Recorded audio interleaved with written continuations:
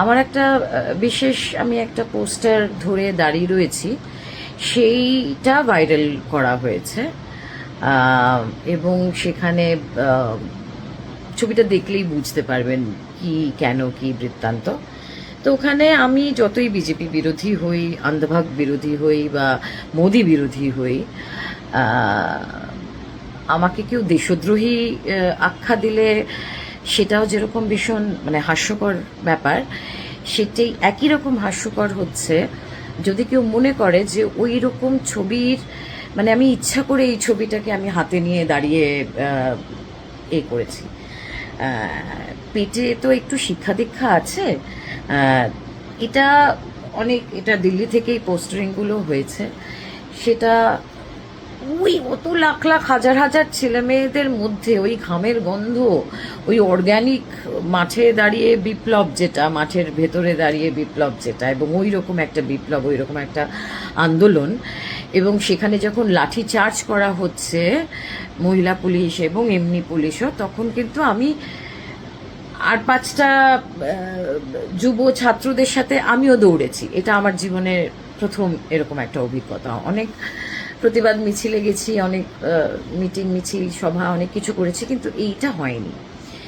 তো আমার একটা মেয়ে বড় হচ্ছে, সুতরাং আমার যদি প্রথমে চশমা ছাড়া গেছিলাম সানগ্লাস পরে, আর ওই ভিড়ের মধ্যে ওইটুকু একটা পোস্টারে আমার মোদিজির বিলো দ্য বেল্টের দিকে আমার চোখটা যায়নি। কি করব বলুন তো? একটু জেনারেলি মেয়েদেরকে জিজ্ঞাসা করবেন, মানে শতকরা 95% মহিলারা বলবে যে আমরা যদি কোনো পুরুষ মানুষকে দেখি, আমরা তার প্যান্ট দেখি না, প্যান্ট বা তার নিম্নাগ্নে দেখি না। সুতরাং সেখানে মোদিজির এরকম একটা ছবি, ওটা দেখে মজা লেগেছে। ওই কতগুলো ছেলে যাচ্ছিল, তারা প্রতিবাদে তারা পোস্টার দিয়ে করেছে, ছবি তুলতে এসেছিল, পোস্টারটা হাতে নিয়ে ছবি তুলেছে। আর দেখিও নি পোস্টারটাকে ঘুরিয়ে, সময় ছিল না, কারণ পুলিশের লাঠিচার্জ হচ্ছিল। তারপরে শুনছি আমার নামে অনেক কিছু হচ্ছে, আমাকে ইমিডিয়েট অ্যারেস্ট করার হচ্ছে। একটা কথা বলি, আপনারা বলেছেন যে ভয় আউট ভরসা ইন। তা আপনারা তো মানুষের মধ্যে ভয় ধরানোর চেষ্টা করছেন। এমন শাস্তি দেবেন নাকি আমাদের মাননীয় মুখ্যমন্ত্রী যে 3 পুরুষ মানুষের মনে থাকবে, এরকম শাস্তি দেবেন?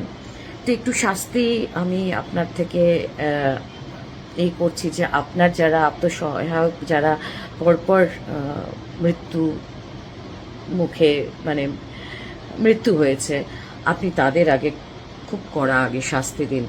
তারপরে আমাদের যারা আন্দোলনকারী বা আন্দোলনকারীদের সাথে কিছুটা হলেও যুক্ত হয়ে নিজেদেরকে একটা ঐতিহাসিক আন্দোলনের সঙ্গে থেকে নিজেদেরকে ধন্য মনে করছি, তারপরে আমাদের শাস্তি যদি মনে করে থাকেন, আমার হয়তো তলার দিকে, এরপরে আমি বলে দিচ্ছি, পুরুষ মানুষের যে কোনো কিছু হলে আগে নিচের দিকে দেখব,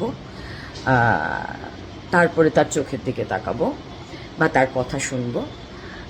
সুতরাং আমার মতো মানুষ যারা ধৃতিমান, আমার সঙ্গে যিনি ছিলেন, অভয়া মঞ্চের যারা দেখেছেন তাকে, he is one of the four runner amongst many.